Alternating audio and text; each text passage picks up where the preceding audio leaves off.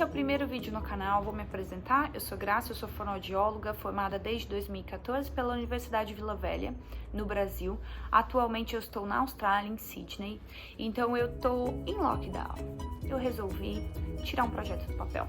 Então hoje eu estou aqui para dar umas dicas sobre seletividade alimentar.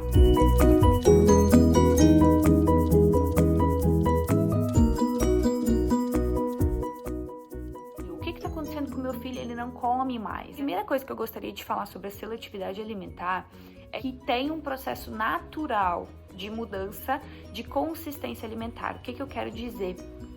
A consistência alimentar, ela pode mudar de acordo com a idade da criança. Primeira dica para os pais, principalmente que têm crianças com dificuldade alimentar, é observem o seu filho e anotem.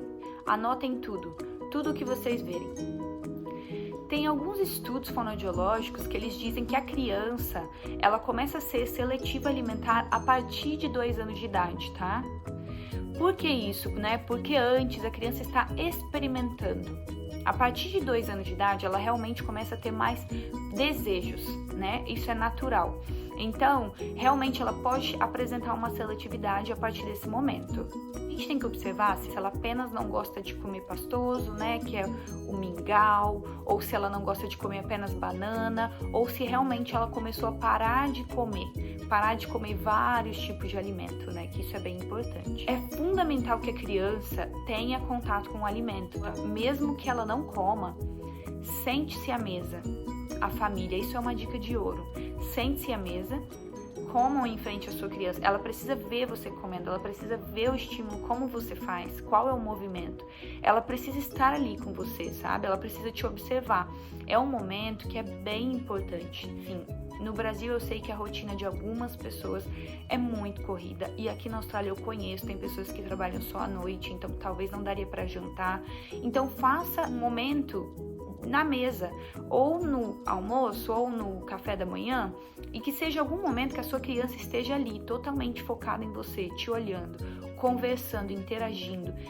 As crianças seguem nós, os adultos, né? Nós somos os exemplos. Então precisamos tomar, sim, muito cuidado com o que demonstramos para essa criança, o que estamos mostrando dentro de casa para essa criança, o que a gente come, como a gente come. Presta atenção no que está comendo ou também não. Então isso é muito uma orientação para também vocês, pais, mudarem um pouquinho os hábitos, talvez, de sentar à mesa, né? De ter um tempo com a família, de observar essa criança. Se observar que com 3 anos de idade o seu filho parou de comer, ou que ele não está comendo, né? Com 2 anos ele já começou a não aceitar frutas mais, não aceita mais verduras, que é alguma coisa muito especial. Por exemplo, ele quer um arroz, mas tem que ser aquele arroz daquela marca, tem que ser aquele leite com aquele sabor, só aquele que ele aceita. Então a gente pode sim ajudar um fonoaudiólogo, um nutricionista. São vários profissionais que podem ajudar nessa área, tá, gente? Então, assim, é bem importante que você conte com a ajuda e orientação de um profissional nesse momento, porque tem muita gente que espera. Quanto mais tempo você espera, mais tempo os músculos estão ali sem fazer talvez uma estimulação adequada, sem comer um sólido, sem comer alguma coisa como ele deveria estar comendo naquela idade. E a segunda coisa que eu vou falar é ter horários fixos para o alimento. Tenha horários fixos para se sentar à mesa. Tem horários fixos que essa criança vai conseguir ter uma rotina de alimentação. Outra coisa, apresente o alimento para a criança, mesmo que ela não coma.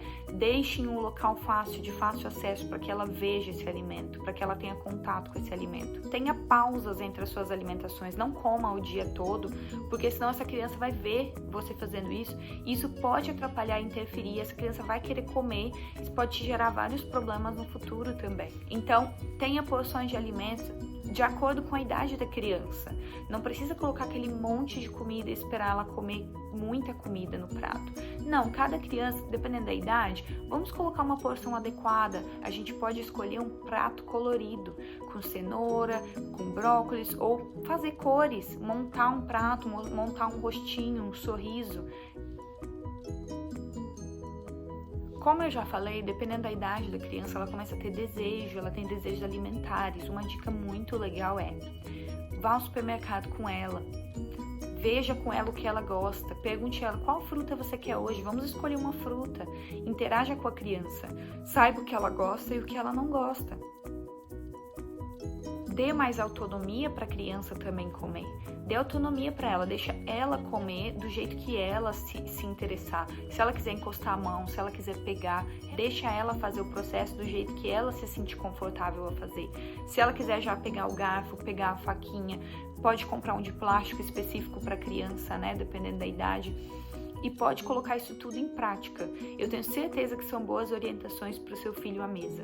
E com certeza você vai conseguir observar se você precisa de uma ajuda fonoaudiológica e de um profissional realmente ali, um TO, né, para te ajudar nesse processo. Então você vai conseguir diferenciar o que é um desejo natural da criança do que é um problema, um transtorno, uma seletividade que você vai precisar procurar um terapeuta.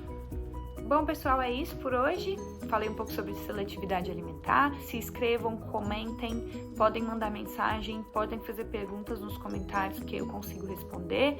E se você tiver alguma dúvida, eu vou deixar meu e-mail aqui embaixo. Você pode me mandar e-mail e que eu tento entrar em contato com você, tá bom? Muito obrigada, espero que vocês tenham gostado e bom lockdown pra gente, né?